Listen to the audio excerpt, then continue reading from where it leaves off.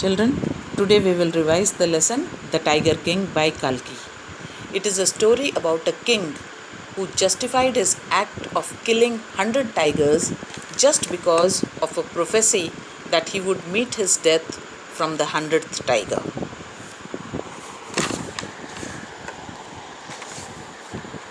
The Maharaja of Pratibandhapuram. A much hyped and titled Maharaja's name shortened to the Tiger King. He had a very long name, very publicized name, which was shortened to Tiger King. The author jocularly informs the readers that the Tiger King is mortal. In a joking way, the author informs that he is a mortal, that one day he will have to die. A newly born prince is destined to be great warrior and hero of heroes, but will one day have to meet his death.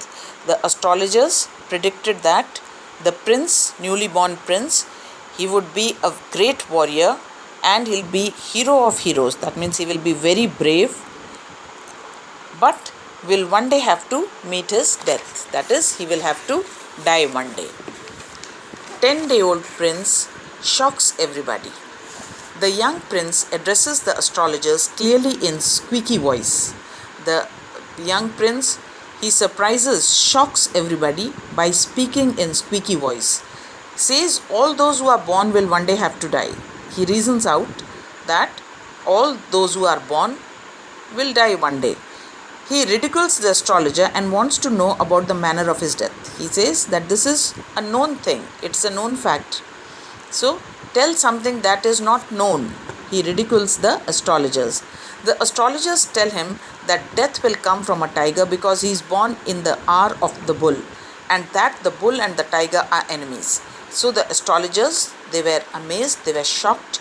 They tell that his death will come through a tiger, by a tiger, because he was born in the hour of the bull, and tiger and bull were enemies.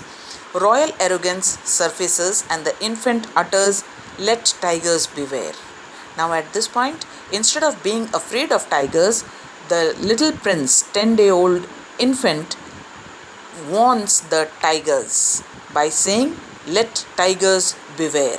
This shows the arrogance that was there even in a 10-day-old